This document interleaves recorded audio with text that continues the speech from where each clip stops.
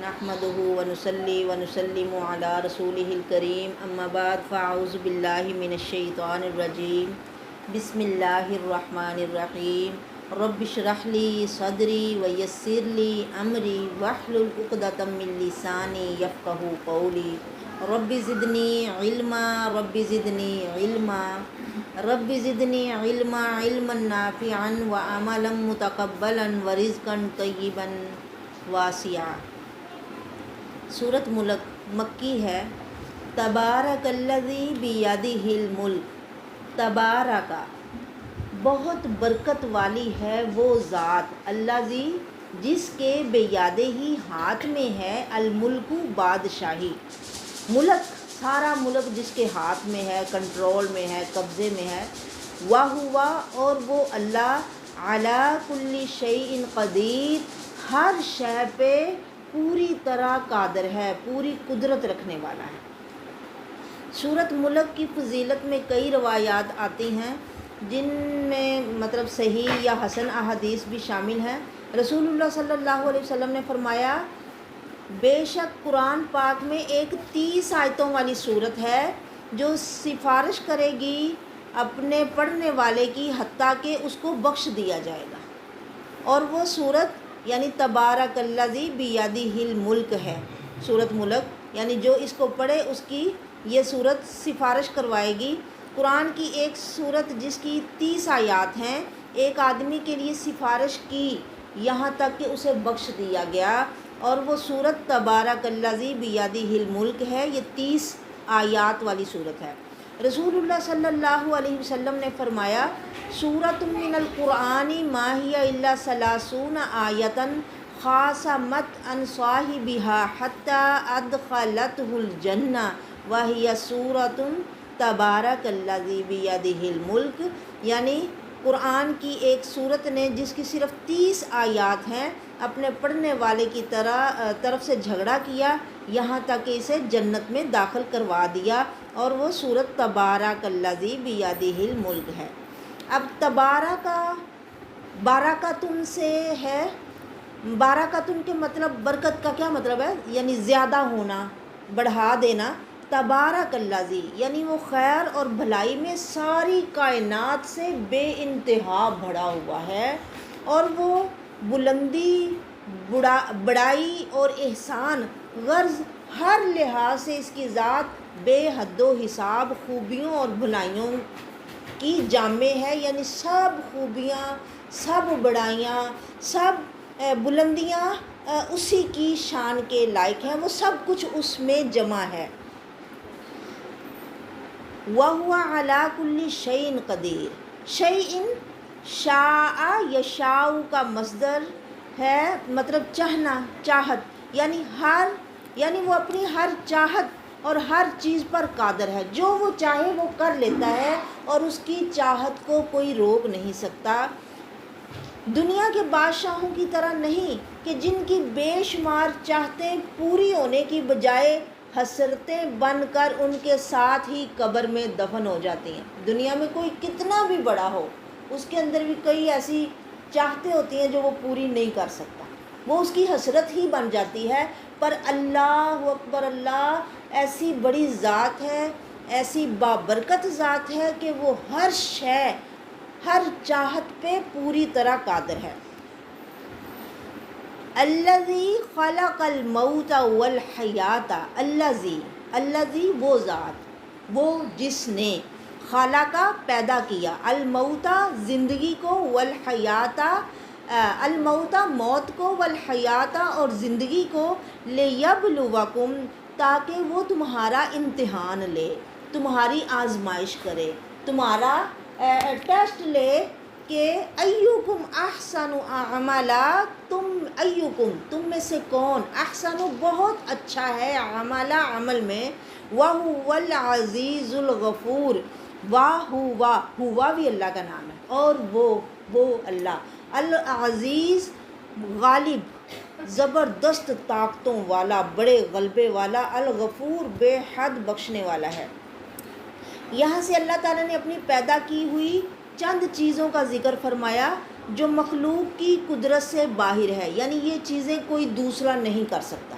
لوگ اللہ کے مطلب شریک کا بناتے ہیں، برابری میں آتے ہیں اور کئی چیزیں بنا کے سمجھتے ہیں کہ ہم بھی اللہ کی طرح کر سکتے ہیں، لیکن یہاں جن چیزوں کا ذکر اللہ نے کیا ہے وہ کوئی نہیں کر سکتا، یعنی مخلوق یہ کام نہیں کر سکتی، یہ مخلوق کی قدرت سے باہر ہے، تاکہ انسان کے دل میں اللہ کی قدرت کا پورا یقین جم جائے کہ وہ علی کل شیء قدیر، ہر شے پہ قادر ہے۔ اللہ تعالیٰ نے انسان کی دنیا میں آنے سے پہلے کی حالت کو موت قرار دیا، اور دنیا میں آنے کے بعد یہاں سے جانے کو بھی موت قرار دیا، اسی طرح دنیا میں آنے کو زندگی قرار دیا، پھر موت کے بعد اٹھنے کو بھی زندگی قرار دیا۔ یہاں فرمایا کہ اللہ نے موت و حیات کو پیدا فرمایا، معلوم ہوا کہ موت بھی ایک اللہ کی مخلوق ہے۔ یہ مطلب نہ ہونے سے، موت کا کیا مطلب ہے؟ عدم سے وجود میں آنا، کوئی چیز نہیں تھی تو وہ بن گئی۔ یہ صرف عدم محض کا نام نہیں، کیونکہ دنیا میں آنے سے پہلے بھی انسان اللہ کے علم اور اس کی تقدیر میں موجود تھا۔ مطلب ہم جب نہیں تھے سمجھو مرے ہوئے تھے، لیکن ایسے مرے ہوئے نہیں تھے کہ جس کا کوئی وجود ہی نہ ہو، ہم ایسے تھے کہ اللہ کو ہمارے بارے میں سارا ہی پتہ تھا۔ اللہ اکبر، اللہ اکبر۔ اور اس کے دنیا میں آنے کا وقت مقرر تھا، یعنی اللہ تعالیٰ کو پہلے سے ہی پتہ ہے کہ یعنی اللہ کے علم اور اس کی تقدیر میں انسان پہلے سے موجود تھا، اور اس کے دنیا میں آنے کا وقت مقرر تھا، مگر روح اور جسم مطلب ملے ہوئے نہیں تھے، ان کا اتصال نہیں تھا، اسے موت قرار دیا۔ پھر دنیا میں آنے کے بعد روح جسم سے جدا ہوئی تو بھی اسے موت قرار دے دیا۔ قیامت کے دن موت ایک مینڈے کی شکل میں لائی جائے گی۔ زندگی اور موت دونوں اس امتحان کے لیے پیدا کی گئی ہے کہ انسانوں میں سے اچھے عمل کون کرتا ہے۔ اگر موت اور موت کے بعد والی زندگی نہ ہوتی تو آدمی اچھے اعمال کے لیے کوشش اور برے اعمال سے پرہیز کیوں کرتا؟ یعنی پھر کوئی وجہ ہی نہیں تھی اپنے آپ کو خواہ مخواہ پرہیزگار بنانے کی اور خواہ مخواہ برائیوں سے بچنے کی۔ اور موت اور حیات بعد موت نہ ہوتی تو اچھے اور برے اعمال کا بدلہ کہاں ملتا؟ اگر دنیا میں انسان کو زندگی نہ ملتی اور نہ عمل کا موقع ملتا تو جزا اور سزا کس چیز پر ہوتی؟ یعنی اللہ فرماتے ہیں موت اور زندگی کو بنایا تمہارا امتحان لینے کے لیے۔ موت اور زندگی نہ ہوتی، یہ موت اور دوبارہ زندگی کا سلسلہ نہ ہوتا تو پھر مطلب جزا سزا اور یہ لوگوں کا اچھے برے عمل کرنا یعنی بے مقصد ہو جاتا نا۔ ایکم احسن عملا، جب یہ قرآن نہیں پڑھا تھا، اب بھی کئی لوگ بڑی دنیا اندھیرے میں اب بھی نہیں انہیں پتہ، اور وہ لوگ سوال کرتے ہیں 50 60 سال زندگی گزارنے والے بڑے پڑھے لکھے لوگ کہ یہ زندگی اور موت کا، یہ زندگی کا اللہ نے پھر سلسلہ کیوں چلایا ہے؟ تو سورۃ ملک اس کا جواب دیتی ہے کہ ایکم احسن عملا، تمہیں زندگی اس لیے ملی ہے، پہلے دیکھنا کہ کوئی جوانی میں فوت ہو گیا، کوئی ایسے ابھی اس نے گھر نیا بنایا ہی ہے کہ اسے رہنا نصیب نہیں ہوا، فوت ہو گیا، تو ایسے کیوں ہے کیوں ہے کیوں ہے، کوئی جواب نہیں ملتا تھا نا۔ قرآن نے جواب دیا کہ یہ زندگی اور موت ہمیشہ، یعنی یہ دنیا کی زندگی ہمیشہ کی نہیں ہے، یہ تو صرف ایک امتحان ہے، صرف امتحان کے لیے تھوڑا وقت دیا ہے، کسی کو زیادہ مل گیا کسی کو کم مل گیا، تو اس کے بعد آخرت میں یعنی اچھی زندگی ہے، ہمیشہ کی زندگی ہے، کبھی نہ ختم ہونے والی زندگی ہے۔ اللہ ہمارے نصیب میں فرمائے، اللہ ہمیں اس امتحان میں کامیاب کرے۔ نبی علیہ الصلوۃ والسلام نے فرمایا نا 4 چیزوں سے پناہ مانگا کرو لوگوں ضرور نماز میں، نماز کی دعا میں نبی پاک نے وہ مطلب لفظ ہمیں سکھائے۔ سبحان اللہ، کتنا خوبصورت دین، ہمارے نبی ہم سے کتنا پیار کرنے والے، کتنے خوبصورت لفظ ہمیں تلقین کر گئے، تعلیم کر گئے، ہمیں بتا گئے کہ ہم یوں مانگیں، اس طرح سے مانگیں، اور یہ مانگنا ہمارے لیے ضروری ہے کہ اللہ ہمیں قبر کے عذاب سے بچا۔ اللہم یہاں تشہد میں رب اجعلنی مقیم الصلاۃ عام طور پہ لوگ صرف یہ ایک دعا پڑھتے ہیں حالانکہ یہاں پہ جتنی بھی حدیث میں آتا ہے کہ جو چاہو تم یہاں پہ مانگو اللہ سے. درود شریف کے بعد ویسے بھی آپ کو پتہ دعا قبول ہوتی ہے درود پڑھنے کے بعد بھی. اور یہاں پہ ہم صرف ایک دعا پڑھ کے سلام پھیر دیتے ہیں. یہاں بہت سی دعائیں آپ پڑھ سکتے ہو جتنی بھی قرآن میں ہیں, جو حدیث میں, اور خصوصاً جن کے پڑھنے کا نبی نے حکم دیا ہے. مثلا آپ نے یہ کہا کہ دعا مانگا کرو 4 چیزوں سے, پناہ مانگا کرو اللہ کی کہ اللہ ان سے ہمیں بچا لے. وہ کون سی چیزیں ہیں؟ قبر کے عذاب سے بچا, اللہم انی اعوذ بک من عذاب القبر واعوذ بک من عذاب جہنم واعوذ بک من فتنۃ المسیح الدجال, یعنی دجال مسیح نے آنا ہے اس کے فتنے سے پناہ مانگو. اور زندگی اور موت کے فتنے سے, اللہم انی اعوذ بک من المحیا والممات. زندگی اور موت یہ امتحان ہے, یہ فتنہ ہے, یہ آزمائش ہے, اس سے پناہ مانگنے کی تلقین کی ہے رسول اللہ صلی اللہ علیہ وسلم نے. اللہ ہمیں اپنی حفاظت میں لے لے اور ان کی فتنوں سے ہمیں بچا لے. الذی خلق 7 سماوات طباقا, اللہ زی کا اشارہ بھی اللہ کی طرف ہے. وہ جس نے, وہ ذات جس نے خلقہ پیدا کیا 7 سماوات آسمان طباقا طبق کے طور پر یا تہ بتہ اوپر نیچے ایسے ہیں. ایک آسمان سے دوسرے آسمان تک 500 سال کا فاصلہ, پھر اوپر دوسرا آسمان, پھر ایسے, اور ہر آسمان اتنا موٹا ہے 500 سال کی مسافت جتنا. ایسے اللہ نے اوپر نیچے 7 آسمان بنائے. حدیث معراج سے بھی معلوم ہوتا ہے کہ ہر آسمان ایک دوسرے سے جدا ہے, الگ ہے. چنانچہ ہر آسمان میں رسول اللہ صلی اللہ علیہ وسلم جب معراج کرنے گئے تو ان کی ملاقات کسی نہ کسی رسول سے ہوئی. یہ بخاری شریف میں ہے سارا. ما تری فی خلق الرحمن من تفاوت, رحمان کے پیدا کیے ہوئے میں تم کوئی کمی بیشی نہیں دیکھو گے. ما تری, نہیں تم دیکھو گے, فی خلق الرحمن, رحمان کی تخلیق میں, رحمان کے بناوٹ میں, اس کی بنائی ہوئی چیزوں میں, من تفاوت کوئی کمی بیشی. رحمان کے آسمانوں کو پیدا کرنے میں تم کوئی تفاوت نہیں دیکھو گے. جب تم آسمانوں جیسی عظیم الشان مخلوق میں کوئی تفاوت نہیں نکال سکتے تو دوسری مخلوق جو اس سے کہیں چھوٹی ہے اس میں تم کس طرح تفاوت نکال سکو گے؟ تفاوت کا معنی ہے تم اتنے بڑے آسمان یا کسی بھی مخلوق کی کوئی چیز دوسری چیز سے بے جوڑ یا بے ترتیب نہیں پاؤ گے, بلکہ سب میں ایک توازن, ترتیب اور یکسانی پاؤ گے. اللہ اکبر, اللہ اکبر, اللہ اکبر. جس سے معلوم ہوگا کہ یہ ایک ہی خالق کی پیدا کی ہوئی چیزیں ہیں. من تفاوت کا ایک مطلب یہ ہے کہ تم کسی چیز میں کوئی عیب یا کمی نہیں پاؤ گے کہ کہہ سکو کہ اگر اس طرح ہوتا تو بہتر تھا. یعنی جو اس نے بنایا ہے وہ بالکل پرفیکٹ بنایا ہے. اللہ اکبر, اللہ اکبر. تم آسمانوں کی پیدائش میں یا رحمان کی پیدائش میں کوئی بے ترتیبی, کوئی عدم توازن نہیں پاؤ گے.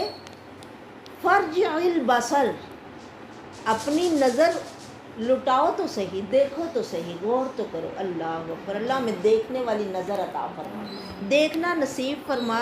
ہر طرح دیکھنے کو تو سبھی آسمان کو دیکھتے ہیں.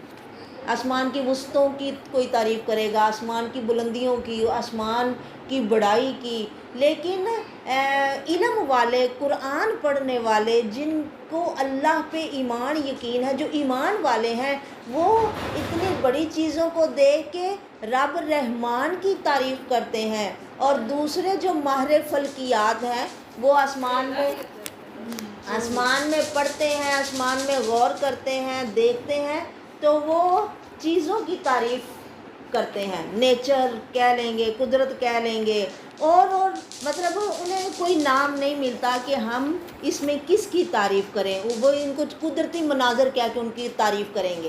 پر اللہ اکبر, جو ایمان والے ہیں, جو قرآن والے ہیں, جو اللہ کی پہچان والے ہیں, وہ جب ان چیزوں کو دیکھیں گے, دیکھنا تو انہوں نے بھی ہے اور یہ بھی دیکھ رہے ہیں. نظر سب مطلب دوڑا رہے ہیں, دیکھ رہے ہیں, لیکن دیکھنے میں فرق ہے. کوئی کس نظر سے دیکھتا ہے, کوئی کسی نظر سے دیکھتا ہے. فرجع البصر, تم رحمان کی بناوٹ میں غور کرو، اپنی نگاہ دوڑا کے دیکھو، فارجعی دوڑاؤ لٹاؤ اپنی نظر، باسارا نظر، ہل ترا کیا تم دیکھو گے، من فطور کوئی کٹی پھٹی جگہ تمہیں نظر آئیں گی، کہیں پہ کوئی فطور کوئی کمی نظر آئے گی تمہیں؟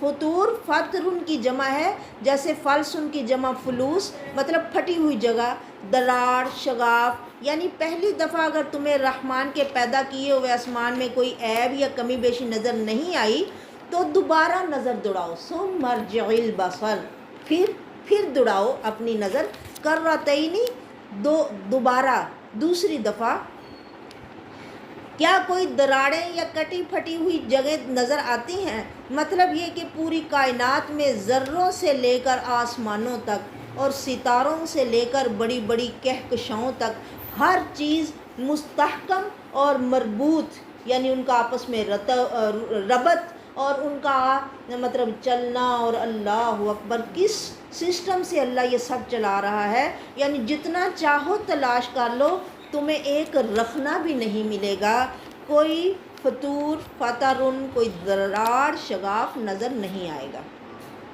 ثم مرجع البصر پھر دوڑاؤ اپنی نظر، کرتینی دوبارہ، یعنی بار بار نگاہ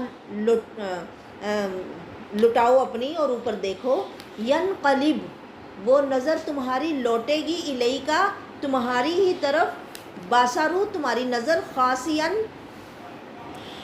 خاسین تھک کے یا ناکام، وہو حسیر اور وہ تھکی ہوئی ہوگی، یعنی تم بار بار اوپر دیکھو، بار بار غور کرو، بار بار دیکھو، تمہاری نظر تمہاری طرف تھک کے ناکام واپس لوٹ آئے گی، پر رب کی بناوٹ میں کوئی نقص ڈھونڈ نہیں سکے گی۔ اللہ اکبر۔ وَلَقَدْ زَيَّنَّا السَّمَاءَ الدُّنْيَا، وَلَقَدْ اور البتہ تحقیق، زَيَّنَّا ہم نے سجا دیا، ہم نے خوبصورت بنا دیا، ہم نے زینت بخشی، السماء الدنیا دنیا کے آسمان کو، پہلے آسمان کو، بمصابیح چراغوں کے ساتھ، چراغ دیے لالٹین ہیں، وجعلناہا اور ہم نے اسے بنایا، رجوما للشیاطین، رجومن رجم کرنا، مارنے کے لیے، شیطانوں کو مارنے کے لیے ہم نے یہ ستاروں کے، یہاں پہ نا اللہ نے دو مقصد بیان کیا ہے، نمبر ایک خوبصورتی کے لیے، سجاوٹ کے لیے۔ میں کہتی ہوں اللہ کی بنائی ہوئی چیزوں پہ غور کرو، کوئی بھی چیز صرف ایک کام نہیں کرتی، ہر چیز کئی کام کر رہی ہے، اس کے کئی مقصد۔ اللہ اکبر اللہ اکبر۔ اللہ نے ستارے بنائے، یہاں پہ قرآن پاک میں 3 مقصد اس کے بیان کیے ہوئے، اس آیت میں 2، نمبر 1 چمکنے کے لیے، چراغ خوبصورتی کے لیے، اور نمبر 2 شیطانوں کو مارنے کے لیے۔ وَأَعْتَدْنَا اور ہم نے تیار کیا ہے، لہم ان کے لیے یعنی شیطانوں کے لیے، عذاب السعیر بھڑکنے والا عذاب۔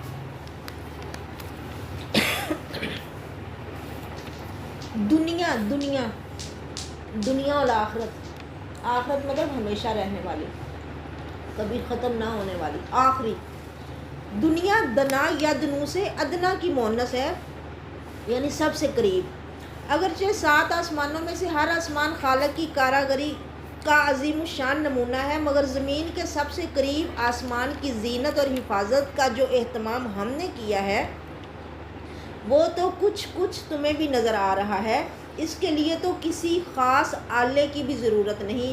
یہاں ستاروں کے 3 فائدے بیان فرمائے، پہلا فائدہ زینت ہے، دوسرا فائدہ روشنی ہے جو مصابی یعنی چراغوں کے لفظ سے معلوم ہو رہا ہے، تیسرا فائدہ یہ ہے کہ ان ستاروں کے ذریعے سے ان شیطانوں کو مار بھگایا جاتا ہے جو فرشتوں کی باتیں سن کر کاہنوں تک پہنچانے کی کوشش کرتے ہیں۔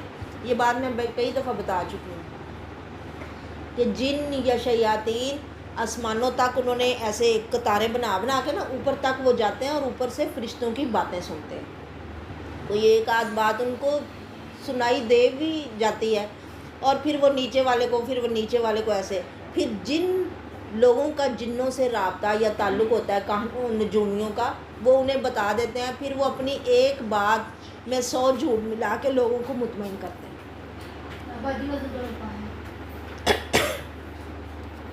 وہ کائنوں تک پہنچاتے ہیں تاکہ وہ لوگوں کو غیب دانی کے دعوے سے گمراہ کر سکیں۔ اور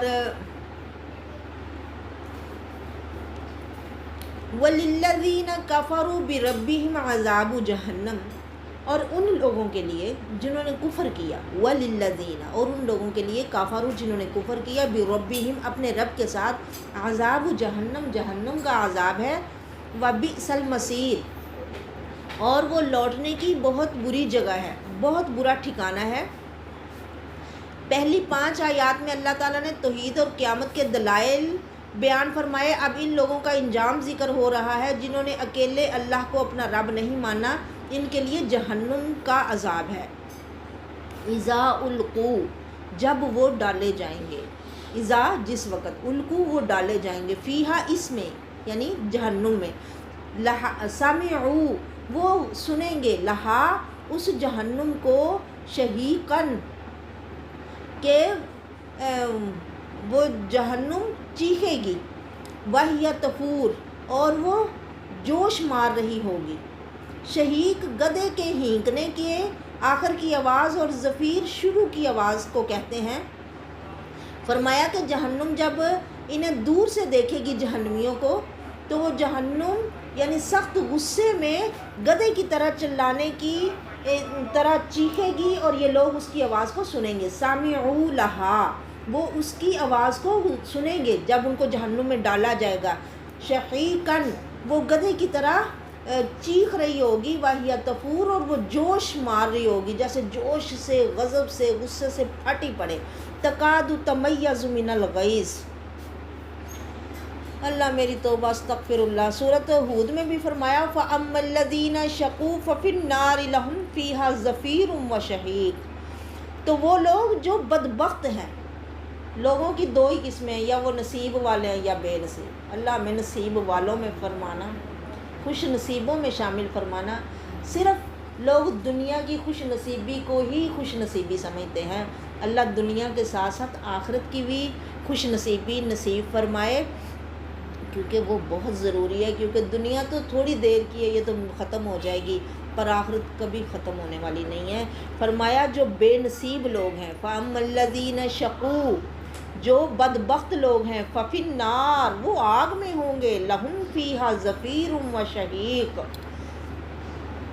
تو وہاں ان کے لیے گدھے کی طرح آواز کھینچنا اور نکالنا ہے، یعنی وہ خود گدھے جیسی آوازیں نکالیں گے اور چیخیں گے اور چلائیں گے اور روئیں گے۔ اللہ میری توبہ، استغفر اللہ۔ تَكَادُ تَمَيَّزُ مِنَ الْغَيْظِ، تَكَادُ قریب ہے، تَمَيَّزُ وہ پھٹ جائے، مِنَ الْغَيْظِ غصے سے، کُلَّمَا یعنی دوزخ کو اتنا غصہ آ رہا ہوگا، کُلَّمَا جب بھی، الکیا وہ ڈالے جائیں گے، جب بھی ڈالی جائے گی، فیہا اس دوزخ میں، فوجن جماعتوں کی جماعتیں، یعنی ایک بڑی بڑی فوجیں، گروہوں کے گروہ، لشکروں کے لشکر اس میں ڈالے جائیں گے۔ اللہ میری توبہ، استغفر اللہ۔ سَأَلَهُمْ سوال کریں گے ان سے، پوچھیں گے ان سے، یعنی دوزخ میں گرنے والوں سے پوچھیں گے، خزنتها اس کے چوکیدار، اس کے پہرے دار یا اس کے دروغے، الم یاتکم نذیر کیا نہیں آیا تمہارے پاس کوئی ڈرانے والا؟ اس آیت سے آگ کا صاحب شعور ہونا اور کفار پر سخت غصے ہونا ظاہر ہو رہا ہے کہ جہنم کے اس وقت کے سخت غصے اور جوش اور خروش کا نقشہ اس سے بہتر الفاظ میں نہیں کھینچا جا سکتا۔ یہ سوال ہر گروہ سے ہوگا، اور اس لیے نہیں ہوگا کہ فرشتوں کو معلوم نہیں کہ ان کے پاس ڈرانے والے آئے تھے یا نہیں، بلکہ ایک تو تعجب کے اظہار کے لیے ہوگا کہ اللہ کی طرف سے پیغمبروں اور دین کی دعوت دینے والوں کے ڈرانے کے باوجود تم ایمان نہیں لائے اور جان بوجھ کر جہنم کا ایندھن بنے۔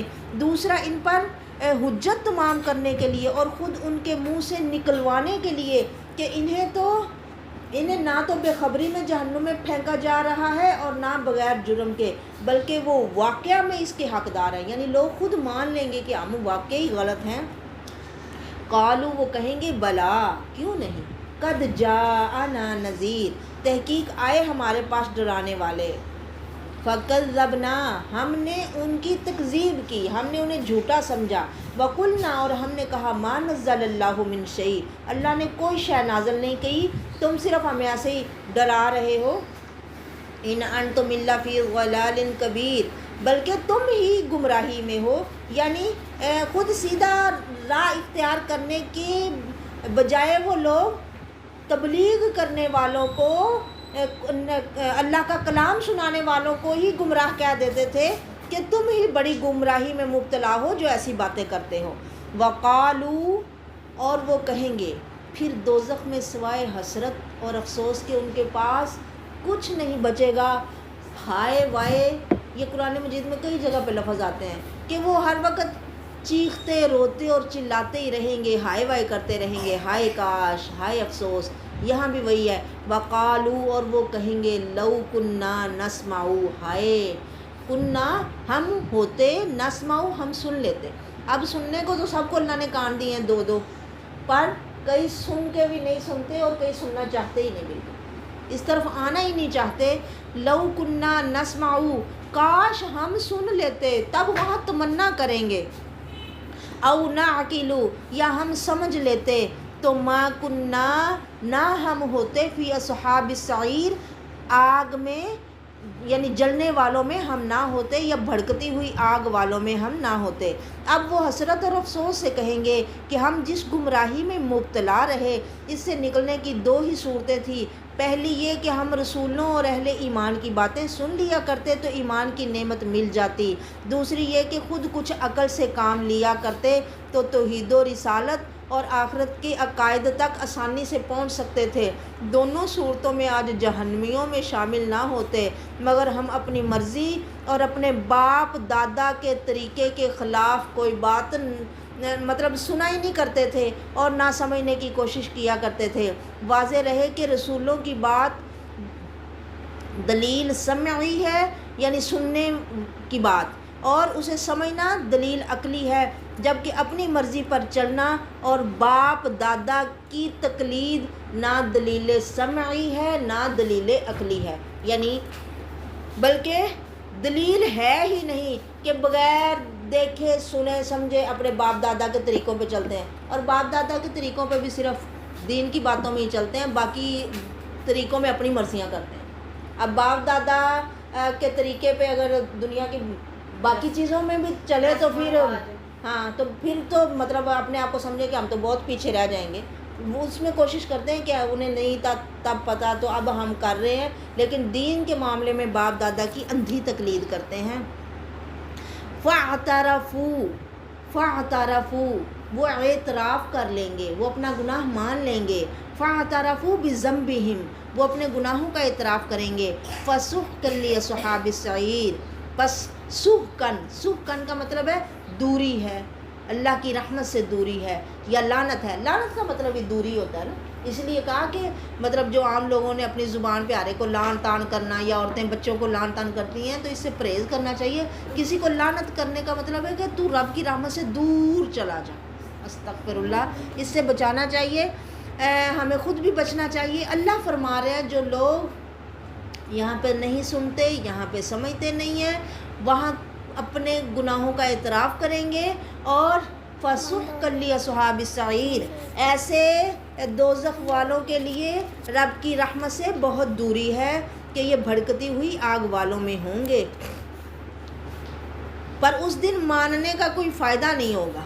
وَأَسِرُّوا قَوْلَكُمْ إِنَّ الَّذِينَ يَخْشَوْنَ رَبَّهُمْ، ان الذین، بے شک وہ لوگ جو یخشون ڈرتے ہیں، ربہم اپنے رب سے، بالغیب بن دیکھے، لہم مغفرۃ ان کے لیے بخشش ہے، واجر کبیر اور بہت بڑا اجر ہے، ایسا اجر جو کبھی ختم نہیں ہونے والا۔ اب اللہ کو دیکھ کے تو سارے ہی مان لیں گے قیامت والے دن۔ اب لوگوں کو یہ بات بھولی ہوئی ہے کہ ہمیں عالم ارواح میں اکٹھا کیا گیا تھا، اللہ نے وعدہ لیا تھا، یہ چیزیں لوگوں کو اب بھولی ہوئی ہیں، لیکن جب مر کے اٹھیں گے نا تو پھر سب یاد آ جائے گا فوراً۔ وہ یہ نہیں کہیں گے ہم پہ ظلم ہوا، اللہ میں دوزخ میں کیوں پھینک رہا ہے۔ اب تو لوگ بڑا مطلب ٹر زبان چلاتے ہیں اور اعتراض کرتے ہیں کہ اللہ دوزخ میں کیوں پھینکے گا، کہ اللہ نے مطلب ہمیں تو نہیں پتہ، اللہ کو ہم تو جانتے نہیں پہچانتے نہیں، تو پھر اللہ ہمیں کیوں دوزخ میں پھینکے گا۔ ہاں، پر تب جب دوزخ سامنے آ جائے گی، جب قیامت دیکھ لیں گے، پھر اپنے منہ سے ماننا شروع کر دیں گے، خود ہی کہیں گے ہم ہی غلط تھے، ہم ہی غلط تھے، پھر کوئی حجت رہ ہی نہیں جائے گی، پھر کوئی وہ عذر پیش کر ہی نہیں سکیں گے۔ ضروری ہے، یعنی دیکھ کے تو پھر سبھی مان لیں گے نا۔ تو ایمان کس چیز کا نام ہے؟ بالغیب، بغیر دیکھے ماننا۔ اللہ کو دیکھا نہیں، پر اس کی نشانیاں پوری کائنات میں ہر سو پھیلی ہوئی ہیں، انسان تیرے جسم میں پھیلی ہوئی ہیں۔ تو اپنے وجود کو ہی دیکھ، اپنے من میں ڈوب کر پا جا سراغ زندگی، کسی اور کا نہیں بنتا، نہ بن، اپنا تو بن، اپنے سے تو محبت کر، اپنے آپ کو تو بچا لے۔ ان الذین یخشون ربہم، جو اپنے رب سے ڈرتے ہیں، بالغیبی، بن دیکھے، تو ان کے لیے بخشش ہے اور بہت بڑا اجر ہے۔ وَأَسِرُّوا قَوْلَكُمْ أَوِ اجْهَرُوا بِهِ، لوگو تم اپنی بات کو چھپاؤ یا اونچی آواز سے کہو، تمہاری سب سنی جاتی ہے، تمہارا ہر آن تم پہ کیمرے فٹ ہیں، لکھا جا رہا ہے، تمہاری ایک ایک چیز ریکارڈ ہو رہی ہے۔ اِنَّهُ عَلِيمٌ بِذَاتِ الصُّدُورِ، بے شک وہ اللہ تو سینوں کی باتوں کو جاننے والا ہے۔ شروع صورت سے اللہ تعالیٰ کی ان قدرتوں کا بیان ہو رہا تھا جو مخلوق کی طاقت سے باہر ہیں۔ درمیان کی 7 آیات میں ان سے کفر کرنے والوں اور ان پر ایمان رکھنے والوں کا انجام ذکر فرمایا۔ اب دوبارہ اللہ کی قدرتوں کا ذکر شروع ہوتا ہے۔ فرمایا تم اپنی بات چھپا کر کرو یا بلند آواز سے کرو، اللہ تعالیٰ سب جانتا ہے، بلکہ وہ اس سے بڑھ کر دلوں کے ارادے اور نیتیں جو زبان پر آ کر قول بننے کی منزل تک نہیں پہنچی ابھی، انہیں بھی جانتا ہے۔ اللہ اکبر۔ مخلوق بیچاری نہ چھپی بات کو جانتی ہے، نہ ایک وقت میں بہت سے لوگوں کی اونچی آواز سے کی ہوئی باتوں کو جان سکتی ہے۔ دلوں کی بات جاننے کا تو سوال ہی پیدا نہیں ہوتا۔ اللہ اکبر، اللہ اکبر۔ فرمایا الا یعلم من خلق، کیا وہی نہیں جانے گا جس نے پیدا کیا ہے؟ وہ جس نے تمہیں بنایا ہے وہی تمہیں نہیں جانے گا۔ وَهُوَ اللَّطِيفُ الْخَبِيرُ، وہ تو بہت باریک بین اور کامل خبر رکھنے والا ہے۔ علیم ہونے کی دلیل ہے کہ جو دل کا خالق اور دل میں چھپی ہوئی چیزوں کا خالق ہے، زبان کا اور اس سے ادا ہونے والے اقوال کا خالق ہے، کیا وہ اپنے ہی پیدا کیے ہوئے اسرار اور اقوال نہیں جانے گا؟ چھپی ہوئی باتیں جو ابھی زبان پہ نہیں آئیں اور جو زبان سے ادا ہو رہی ہیں، وہ نہیں جانے گا جس نے ان چیزوں کو پیدا کیا؟ یقیناً وہ جانے گا۔ اللطیف کے مفہوم میں باریک سے باریک چیز جاننے کے ساتھ ساتھ نہایت مہربان ہونا بھی شامل ہے۔ اس میں ان لوگوں کا بھی رد ہے جو کہتے ہیں کہ اللہ تعالیٰ یعنی کلیات کو جانتا ہے، جزیات کو نہیں جانتا۔ نہیں، وہ جزیات کو بھی جانتا ہے۔ کل یعنی پوری چیز کو، ٹوٹل کو جانتا ہے، ایک ایک جز کو نہیں جانتا۔ نہیں، وہ جزیات کو بھی جانتا ہے۔ لطیف الخبیر، هو الذی، وہ اللہ، الذی جس نے، جعل بنایا، لکم تمہارے لیے، ارض زمین کو، ذلولا تابع دار، فرما بردار، فامشو پس تم چلو لوگو، فی مناکبہا اس کے کندھوں پر، وَکُلُوا مِن رِزْقِهِ اور اس کے دیے ہوئے میں سے کھاؤ، وَإِلَیْهِ النُّشُورُ اور اسی کی طرف دوبارہ اٹھ کر جانا ہے۔ یہاں زمین کو اس 4 پائے کے ساتھ تشبیہ دی ہے جو پوری طرح انسان کے تابع ہوتا ہے، خواہ اس پر سواری کرے یا حل میں جوت لے، پھر تم اس پر چل پھر سکتے ہو اور اسے کام میں لا سکتے ہو۔ اللہ تعالیٰ نے زمین میں پہاڑ گاڑ کر اسے ہر وقت زلزلے کی حالت میں رہنے سے محفوظ کر دیا تاکہ تم سکون سے رہ سکو۔ اسے لوہے کی طرح سخت نہیں بنایا، ورنہ نہ اس سے کچھ اگتا، نہ عمارتیں بنتی، نہ نہریں یا کنویں کھودے جا سکتے، اور نہ انسان اور جانوروں کے رزق کا انتظام ہوتا۔ اسے ضرورت سے زیادہ نرم بھی نہیں بنایا، ورنہ سب کچھ اس کے اندر ہی دھنس جاتا۔ مشرک اقوام کی کم عقلی دیکھیے کہ اللہ تعالیٰ نے جس چیز کو انسان کے تابع دار کیا ہے، انہوں نے اسے دھرتی ماتا کے نام سے اپنا معبود بنا لیا۔ لوگ دھرتی کی بھی پوجا کرتے ہیں نا، ہائے وطن کی پوجا کی جاتی ہے، اللہ اکبر اللہ اکبر۔ حالانکہ اللہ وحدہ لا شریک ہے، اللہ نے اسے تمہارے کام کے لیے بنایا ہے، نہ بڑی سخت کہ تم اسے جوت نہ سکو، اس میں چیزیں نہ اگا سکو، نہ بڑی نرم کہ پاؤں رکھو اور نیچے ہی چلے جاؤ۔ اللہ اکبر، بالکل فرما بردار بنایا۔ دیکھو نا اللہ کا انداز دیکھو، اللہ کہتے ہیں اس کے کندھوں پہ چلو، مناکب کندھوں کو کہتے ہیں نا، جیسے کوئی کسی کے کندھے پہ سوار ہوتا ہے، تم اس کے اوپر سوار ہو اور یہ تمہارے سامنے تابع دار ہے، اس نے اپنا سینہ تمہارے سامنے پھیلایا ہوا ہے، جیسے تم چاہو اس پہ جہاں پہ چاہو آؤ جاؤ۔ اللہ اکبر، جیسے چاہو اسے استعمال میں لاؤ۔ یعنی بالکل جانور، یعنی پیٹھ کے علاوہ کندھوں پر بھی سواری کر لینے دیتا ہے، زمین بھی تمہارے لیے ایسے ہی مسخر ہے، اس پر جہاں چاہو چلو پھرو۔ أَأَمِنْتُمْ مَنْ فِي السَّمَاءِ أَنْ يَخْسِفَ بِكُمُ الْأَرْضَ فَإِذَا هِيَ تَمُورُ۔ أَأَمِنْتُمْ، کیا تم بے خوف ہو، تمہیں ڈر نہیں لگتا لوگو، اس ذات سے، من جو فی السماء آسمانوں میں ہے، ان یخسفا یہ کہ وہ دھنسا دے، بکم تمہیں، الارض زمین میں، فاذا ہی تمور اور تمہیں ڈر نہیں لگتا اس کی دھرتی پہ رہ کے گناہ کرتے ہو، یہ زمین تمہیں اپنے اندر دھنسا لے، یہ لرزنا شروع کر دے یا ہلنے لگ جائے۔ پچھلی آیت میں اللہ تعالیٰ نے اپنے انعامات کا ذکر فرمایا تھا، اور اس آیت میں اپنی شان قہاریت کا اظہار کیا ہے۔ مطلب یہ ہے کہ زمین اگرچہ تمہارے تابع کر دی ہے کہ تم جیسے چاہو اس میں تصرف کر سکو، لیکن یاد رکھو یہ اسی آسمان والے کی ملکیت ہے، وہ چاہے تو تمہیں اس کے اندر دھنسا دے جس طرح قارون کو دھنسا دیا، اور چاہے تو بھونچال سے لرزنے لگے، لہٰذا اس پر سرکش اور خود مختار ہو کر نہیں بلکہ فرما برداروں کی طرح ڈرتے ہوئے زندگی بسر کرو۔ اس آیت کا اور اس کے بعد والی آیت کا مفہوم سورۃ انعام اور سورۃ کہف میں بھی بیان ہوا ہے۔ السماء سمون سے مشتق ہے، جس کا معنی بلندی ہے، ہر وہ چیز جو اوپر ہو سماؤن کہہ لیتے ہیں اسے۔ ان دونوں آیات سے صاف ظاہر ہے کہ اللہ تعالیٰ کی ذات اوپر کی طرف ہے۔ من فی السماء، تمہیں اس سے ڈر نہیں لگتا جو آسمانوں پہ ہے۔ عام طور پہ کہتے ہیں نا لوگ اللہ ہر جگہ موجود ہے، ہر جگہ اللہ اپنے علم کے اعتبار سے ہر جگہ موجود ہے، یعنی اس کا علم اتنا بڑا ہے کہ جیسے ہر جگہ پہ ہے، ورنہ اپنی ذات کے اعتبار سے اللہ آسمانوں پہ ہے۔ کوئی بھی ان پڑھ سے بھی پوچھو نا کہ اللہ کہاں ہے تو وہ بھی منہ اوپر ہی کرتا ہے، جب بھی کسی نے کچھ مانگنا ہو وہ منہ اوپر کر کے ہی مانگتا ہے، یعنی پتہ ہے کہ اللہ آسمانوں سے، یعنی کہ اوپر والی ذات ہے جو اوپر رہتی ہے، اوپر کی طرف ہے۔ ام آمنتم، یا تم بے خوف ہو، تمہیں ڈر نہیں لگتا، من اس ذات سے جو آسمان میں ہے، فی السماء جو آسمان میں ہے۔ اور سورۃ طٰہٰ میں تو اللہ نے صاف فرمایا الرحمن علی العرش استویٰ، رحمان عرش پر ہے۔ ان یرسل علیکم حاصبا، تمہیں ڈر نہیں لگتا اس سے جو آسمان میں ہے کہ وہ تم پر حاصبہ پتھروں والی آندھی بھیج دے۔ اللہ میری توبہ استغفر اللہ، جیسا قوم لوط کے ساتھ ہوا۔ فرمایا اللہ نے سورۃ قمر میں انا ارسلنا علیہم حاصبا الا آل لوط نجیناہم بسحر، بے شک ہم نے ان پر پتھر برسانے والی ایک ہوا بھیجی سوائے لوط کے گھر والوں کے، انہیں صبح سے کچھ پہلے بچا کر نکال لیا۔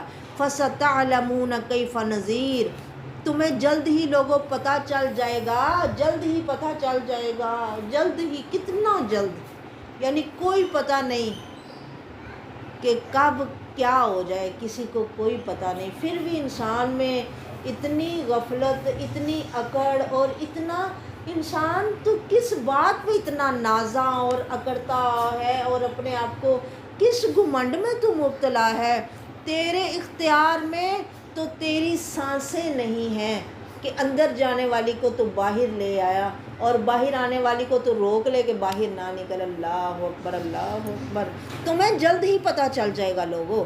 فَسَتَعْلَمُونَ كَيْفَ نَذِيرٌ، کہ میرا ڈرانا کیسے ہے، میں سچ میں یہ سب ہے جس سے میں تمہیں ڈرا رہا ہوں کہ یہ صرف ایسے باتیں ہی ہیں۔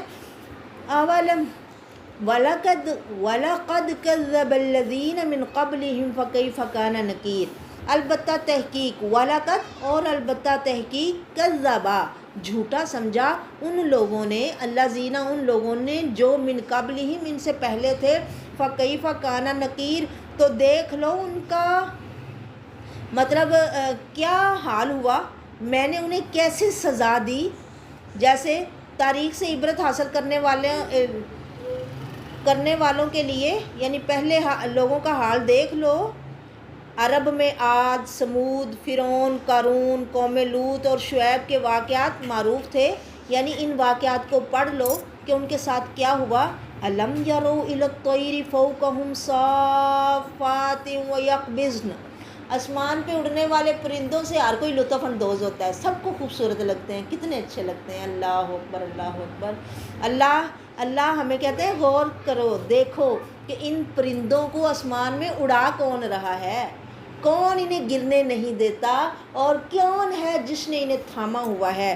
الم یروا کیا نہیں وہ دیکھتے، وہ غور و فکر کرتے، الی الطیر پرندوں کی طرف، فوقہم جو ان کے اوپر، صافات پر پھیلائے ہوئے ہوتے ہیں، وَيَقْبِضْنَ اور کبھی پر سکیڑ بھی لیتے ہیں. مَا يُمْسِكُهُنَّ إِلَّا الرَّحْمَنُ کس نے ان کو تھاما ہوا ہے مجھے بتاؤ. اللہ خود ہی جواب دیتے ہیں ما یمسکہن نہیں تھاما ہوا ان کو، الا مگر الرحمن رحمان نے، انہ بکل شیء بصیر بے شک وہ رحمان ہر شے کو دیکھنے والا ہے. اللہ اکبر. اس آیت میں اللہ تعالیٰ نے اپنی ایک اور قدرت بیان فرمائی کہ عام مشاہدے میں مادی چیزیں جو وزن رکھتی ہیں وہ نیچے کی طرف میلان رکھتی ہیں، مگر پرندے وزن رکھنے کے باوجود فضا میں اڑتے پھرتے ہیں. اڑتے وقت اکثر وہ پر پھیلائے ہوئے ہوتے ہیں، کبھی سکیڑ بھی لیتے ہیں. انہیں تھامنے والا اس رحمان یعنی بے حد مہربان کے علاوہ کوئی اور نہیں ہے. لوگوں اسے مان لو. اللہ تو منوا سکتا ہے اپنے آپ کو جیسے چاہے منوا سکتا ہے.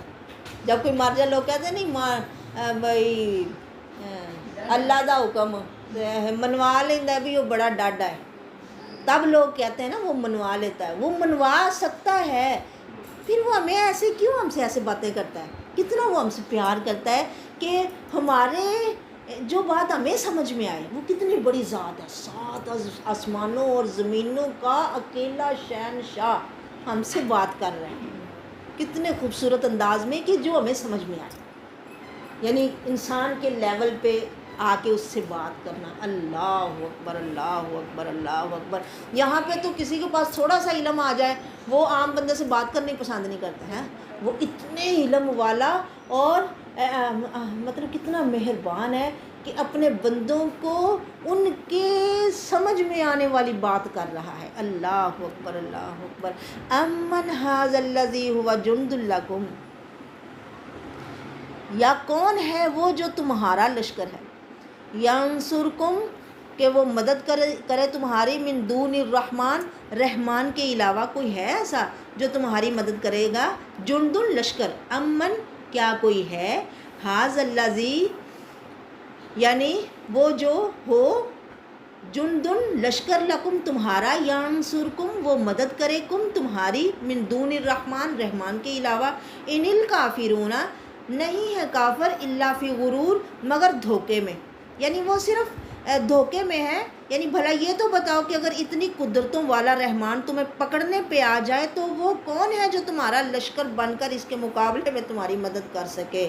کوئی نہیں، بالکل نہیں. کافر لوگ جن کے دلوں میں یہ بات بیٹھی ہوئی ہے کہ فلاں ہستی اور فلاں مشکل کشا اللہ کے مقابلے میں ان کی مدد کریں گے اور زبردستی سفارش کر کے چھڑا لیں گے، لوگوں یہ صرف دھوکہ ہے جس میں انہیں شیطان نے مبتلا کر رکھا ہے. من دون الرحمن کا ایک معنی یہ بھی ہو سکتا ہے کہ رحمان کے علاوہ وہ کون ہے جو کسی مصیبت میں لشکر بن کر تمہاری مدد کرے.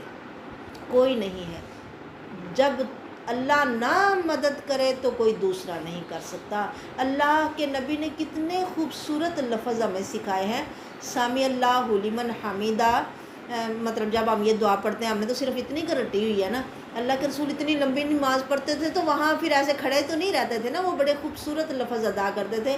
وہاں پہ ایک یہ بھی دعا پڑھتے تھے، اللہم لا مانع لما اعطیت، اے میرے اللہ کوئی نہیں روک سکتا جو تو دے. اللہم لا مانع لما اعطیت ولا معطی لما منعت، اور کوئی دے ہی نہیں سکتا جو تو روک دے. ساری دنیا چاہے کہ اسے کچھ ملے، اللہ نہ دینا چاہے تو کوئی نہیں دے سکتا.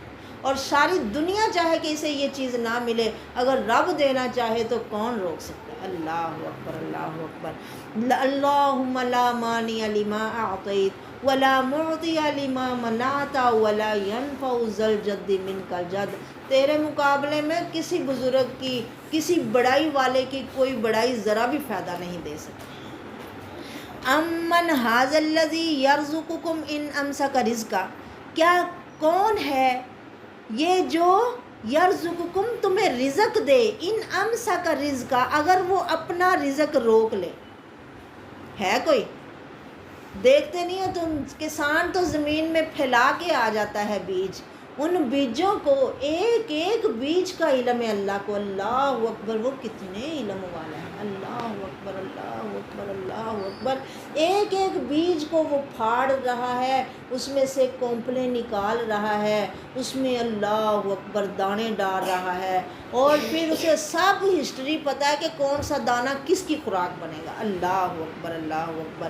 بل لجو، بلکہ یہ لوگ تو سرکشی میں مطلب بل لجو سرکش ہو گئے ہیں، فی عتو بل لجو، بلکہ یہ لوگ لجو اڑے ہوئے ہیں، فی عتوٍ سرکشی میں، و نفور اور نفرت میں.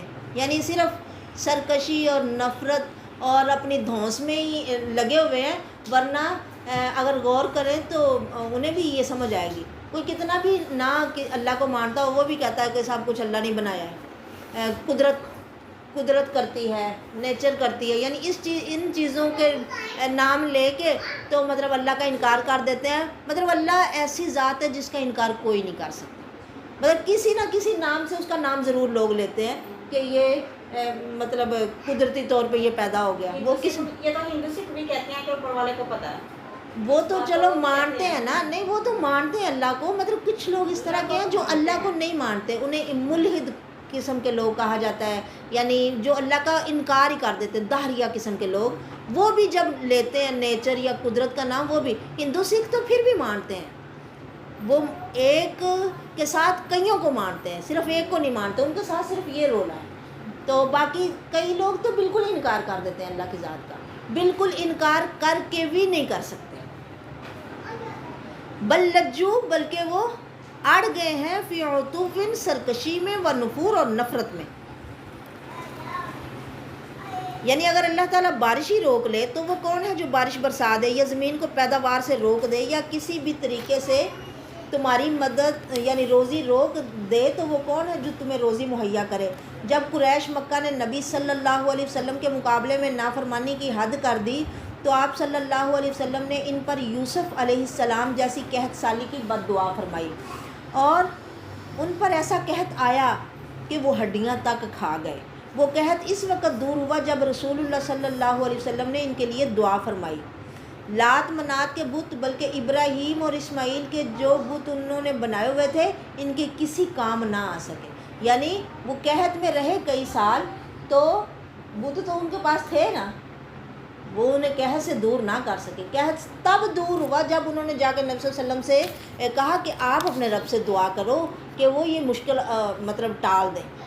کافر بھی جو بتوں کی مختلف بتوں کی پوجا کرتے تھے، جب بڑی مصیبت آتی تھی انہیں پتہ ہوتا تھا اب بڑا اللہ ہی بچائے تو بچائے، آسمانوں والا ہی بچائے تو بچ سکتے ہیں، اب یہ چھوٹے چھوٹے معبود، یہ گھروں میں پڑے بت ہمارے کسی کام نہیں آ سکتے. ان کا بھی تب یہ عقیدہ تھا. آفامن یمشی مکبن علی وجہہ احدی، اللہ نے یہ سوالیہ انداز میں یہ ساری باتیں کر رہے ہیں. مجھے بتاؤ کون ہے کوئی لشکر جو تمہاری مدد کر رحمان کے مقابلے میں، کون ہے جو رزق دے تمہیں اگر اللہ روک لے. اب یہاں فرمایا آفامن یمشی، مجھے بتاؤ کیا وہ شخص جو چلتا ہے، یمشی چلتا ہے، مکبن منہ کے بل الٹا ہو کر، علی وجہہ مکبن اوندے منہ، علی وجہہ اپنے منہ کے بل، اہدا وہ زیادہ ہدایت والا ہے، من یا وہ شخص جو یمشی چلتا ہے سویًا سیدھا، علی صراط مستقیم سیدھے راستے پر۔ یہ موحد مومن اور مشرک کافر کی مثال ہے۔ کافر سیدھے راستے پر چلنے کی بجائے گمراہی کے گڑھوں میں پڑ جانے کی وجہ سے منہ کے بل گرتا پڑتا چلا جا رہا ہوتا ہے۔ ایسا شخص منزل مقصود پر کیسے پہنچ سکتا ہے؟ اس کے برعکس مومن توحید اور سنت کے صراط مستقیم پر سیدھا ہو کر چل رہا ہوتا ہے۔ اللہ اکبر! وہ رب کے نور کے ساتھ چلتا ہے، اسے اللہ نے روشنی دی ہے جس میں وہ چل رہا ہے، اسے دائیں بائیں اور سامنے ہر طرف سے اپنا راستہ اور اس کا گرد و پیش نظر آ رہا ہوتا ہے۔ وہ یقیناً اپنی منزل مقصود تک پہنچ جائے گا جو جنت ہے، جیسا کہ اللہ نے ایک جگہ کافروں کے بارے میں فرمایا وَنَحْشُرُهُمْ يَوْمَ الْقِيَامَةِ عَلَى وُجُوهِهِمْ عُمْيًا وَبُكْمًا وَصُمًّا مَأْوَاهُمْ جَهَنَّمُ۔ یہ بنی اسرائیل میں ہے، یعنی سورۃ بنی اسرائیل۔ قیامت کے دن ہم انہیں ان کے چہروں پر اندھے، گونگے اور بہرے اٹھائیں گے، ان کا ٹھکانہ جہنم ہے۔ اور حقیقت یہ ہے کہ آخرت میں ان کے اندھے منہ اٹھائے جانے کا سبب یہی دنیا ہے کہ یہاں بھی وہ الٹے ہی چلتے تھے، سیدھے ہو کر راہ راست پر چلنا انہیں گوارا نہ تھا۔ جب دنیا میں اندھے، گونگے اور بہرے بن کے زندگی گزاری تو اللہ آخرت میں بھی انہیں اندھا، گونگا اور بہرا بنا دے گا اور منہ کے بل چلائے گا۔ صحابہ بڑے حیران ہو کے پوچھنے لگے اللہ کے رسول لوگ منہ کے بل کیسے چلیں گے؟ مطلب تعجب ہوتا ہے نا۔ فرمایا جو اللہ پیروں پہ چلا سکتا ہے وہ منہ کے بل بھی چلائے گا۔ اللہ میری توبہ، استغفر اللہ استغفر اللہ، اللہ معاف فرمائے، اللہ بچائے اور صراط مستقیم نصیب فرمائے، یعنی سیدھا راستہ۔ صراط مستقیم کتنی بڑی دولت ہے، نعمت ہے، اس کو مانگنے کی اللہ نے ہمیں تلقین کی۔ سورۃ فاتحہ جو 2 نوروں میں سے ایک نور اللہ نے عطا کیا، جس کی مثل تورات، انجیل، زبور اور پورے قرآن میں نہیں ہے، کہ 5 نمازوں میں اس کی ہر رکعت میں ہم اللہ سے کیا مانگیں؟ اہدنا الصراط المستقیم۔ یعنی یہ اتنی بڑی دولت ہے، جسے یہ مل جائے یقیناً اسے بڑی دولت مل گئی۔ اللہ نصیب میں فرمائے ہمیں، ہمارے بڑوں کو، ہمارے بچوں کو، ہماری نسلوں کو اللہ یہ نصیب فرمائے صراط مستقیم۔ فرمایا جو اندھے منہ چل رہا ہے وہ زیادہ ہدایت والا ہے، یا جو سیدھے راہ پر صراط مستقیم پر چل رہا ہے وہ زیادہ ہدایت والا ہے؟ تم خود ہی بتاؤ۔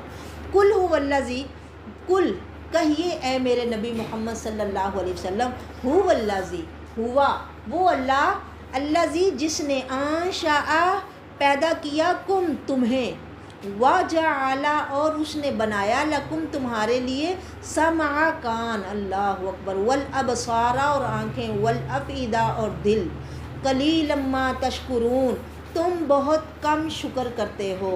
اللہ تعالیٰ ہی نے تمہیں پیدا فرمایا اور تمہیں کان، آنکھیں اور دل عطا فرمائے۔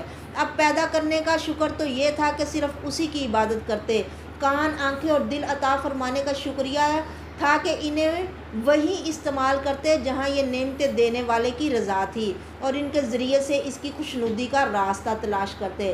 مگر تم نے نہ کانوں سے حق بات سنی، نہ آنکھوں سے اللہ کی قدرتیں دیکھ کر عبرت پکڑی، اور نہ دل سے اس کی توحید سمجھنے کی کوشش کی۔ بے شمار نعمتوں میں سے یہ 3 نعمتیں اس لیے ذکر فرمائیں کہ یہ تینوں علم کے ذرائع ہیں، ان سے ہی بندہ علم حاصل کرتا ہے نا، دیکھ کے، سن کے، سمجھ کے، انہی کے ذریعے سے آدمی حق تک پہنچ سکتا ہے۔ اس آیت میں خطاب تو کفار سے ہے، قلیلا ما تشکرون سے مراد یہ ہے کہ تم بالکل شکر ادا نہیں کرتے۔ اور بظاہر کل کہیے اے میرے نبی، ہوا وہ اللہ جس نے تمہیں پیدا کیا، کل هو الذی، پھر کہیے اے میرے نبی، ہوا وہ اللہ جس نے ذرأکم پیدا کیا تمہارے لیے، فی الارض جو زمین میں ہے، سب کچھ، ساری چیزیں صرف تمہارے لیے، اور انسان تو اپنے اللہ کی عبادت کے لیے، وَإِلَيْهِ تُحْشَرُونَ اور تمہیں اسی کی طرف اکٹھا کیا جانا ہے، وَيَقُولُونَ اور وہ لوگ پوچھتے ہیں، مَتَىٰ هَٰذَا الْوَعْدُ کب ہے یہ وعدہ، یعنی اکٹھا کب ہونا ہے، مطلب لوگوں کو اور نہیں ہے، بس وہ انہیں یہی پڑا ہوا ہے قیامت کب آنی ہے، قیامت کب آنی ہے، اسی بات کے پیچھے پڑے ہوئے ہیں۔ فرمایا وہ لوگ پوچھتے ہیں کہ کب ہے یہ وعدہ اگر تم سچے ہو، کل کہیے میرے نبی محمد صلی اللہ علیہ وسلم، انما العلم عند اللہ، اس کا علم تو صرف میرے اللہ کے پاس ہے، وَإِنَّمَا أَنَا نَذِيرٌ مُبِينٌ، اور صرف میں محمد تو صاف صاف ڈرانے والا ہوں۔ فَلَمَّا رَأَوْهُ زُلْفَةً سِيئَتْ، پس جب وہ دیکھیں گے اس کو، زلفتاً بہت قریب، سیئت سیاہ ہو جائیں گے، بگڑ جائیں گے، وجوہ چہرے، الذین ان لوگوں کے کافروا جنہوں نے کفر کیا، وکیلا اور کہا جائے گا، ھذا یہ وہ ہے، الذی جسے کنتم تم تھے، بہی تدعون تم جسے مانگا کرتے تھے دنیا میں، یعنی لوگوں کو عذاب پہ یقین تو ہوتا نہیں، وہ کہتے پھر لے آؤ عذاب، لے آؤ عذاب، تو اللہ کہیں گے اسے دیکھ کے ان کے چہرے بگڑ جائیں گے، سیاہ ہو جائیں گے۔ وَقُلْ أَرَأَيْتُمْ کہہ دیجئے کیا تمہارا خیال ہے، ان اہلکنی اللہ اگر ہلاک کر دے مجھے اللہ، وَمَن مَعِیَ اور جو میرے ساتھ ہیں، یا وہ رحم کرے ہم پر، تو کون بچائے گا کافروں کو دردناک عذاب سے، یعنی وہ ہمیں ہلاک کرے یا ہم پر رحم کرے، دونوں صورتوں میں ہماری امیدیں تو اسی سے وابستہ ہیں، وہی رحمان ہے، کوئی اور نہیں جو ہم پر رحم کر سکے، ہمارا اس پر ایمان اور اسی پر بھروسہ ہے، تم جو اس کے علاوہ بھی کسی سے رحم کے امیدوار اور طلبگار ہو، بہت جلد آنکھیں بند ہوتے ہی جان لوگے کہ ہم میں سے صاف گمراہ کون ہے۔